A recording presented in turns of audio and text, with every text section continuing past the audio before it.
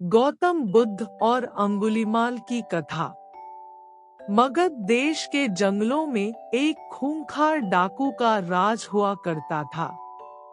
वह डाकू जितने भी लोगों की हत्या करता था, उनकी एक एक उंगली काटकर माला की तरह गले में पहन लेता।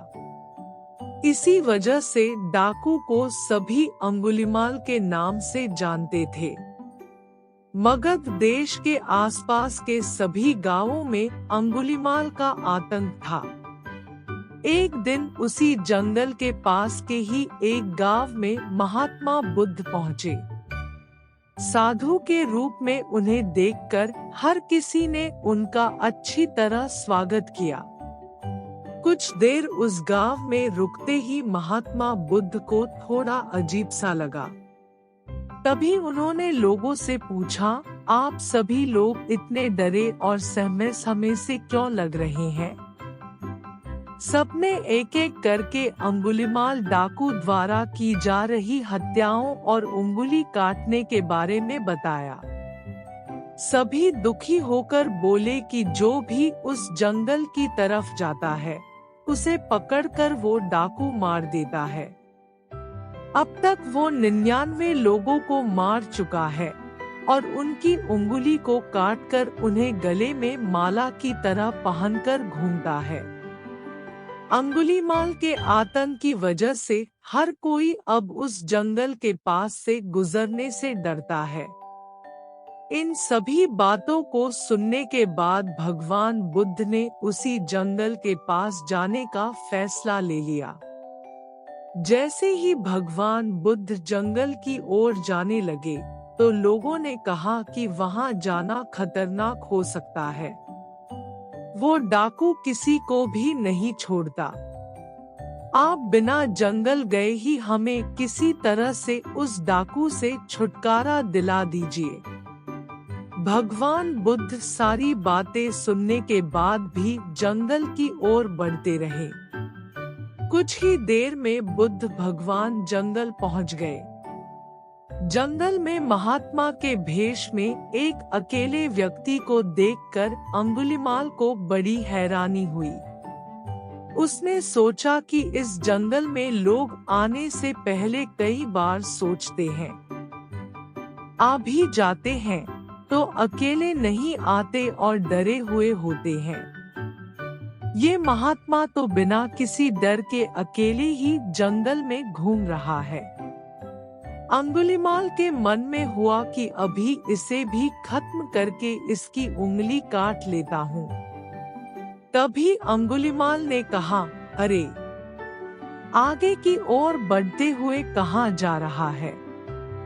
ठहर भी जा अब। भगवान बुद्ध ने उसकी बातों को अनसुना कर दिया।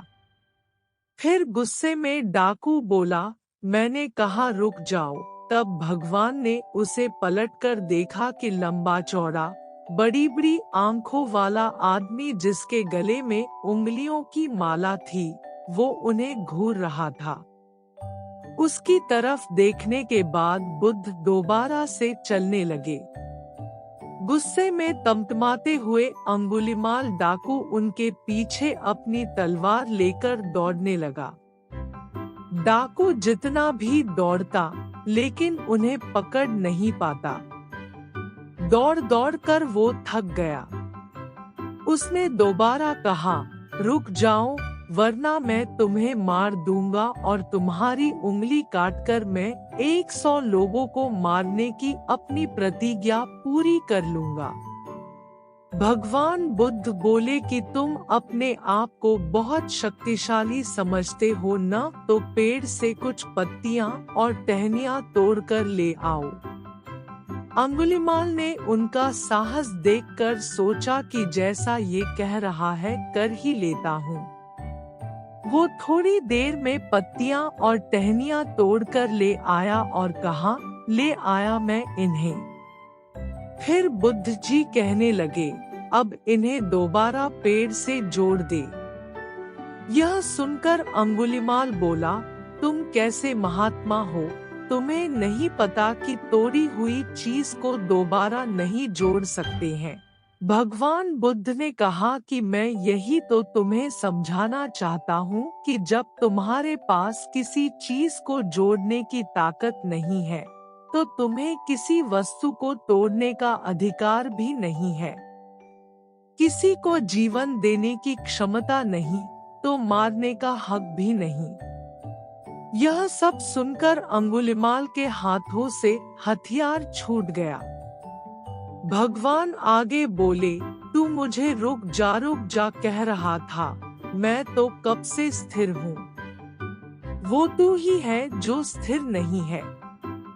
अंगुलिमाल बोला, मैं तो एक जगह पर खड़ा हूँ, तो कैसे अस्थिर हुआ और आप तब से चल रहे हैं। बुद्ध भगवान बोले, मैं लोगों को क्षमा करके स्थिर हूँ और तू हर किसी के पीछे उसकी हत्या करते हुए भागने की वजह से अस्थिर है। यह सब कुछ सुनकर अंगुलिमाल डाकू की आंखें खुल गई और उसने कहा, आज के बाद से मैं कोई अधर्म वाला कार्य नहीं करूँगा। रोते हुए अंगुलिमाल डाकू भगवान बुद्ध के चरणों पर गिर गया। उसी दिन अंगुलिमाल ने बुराई का रास्ता छोड़ा और वो बहुत बड़ा सन्यासी बन गया। कहानी से सीख। सही मार्गदर्शन मिलने पर व्यक्ति बुराई की राह को छोड़कर अच्छाई को चुन लेता है।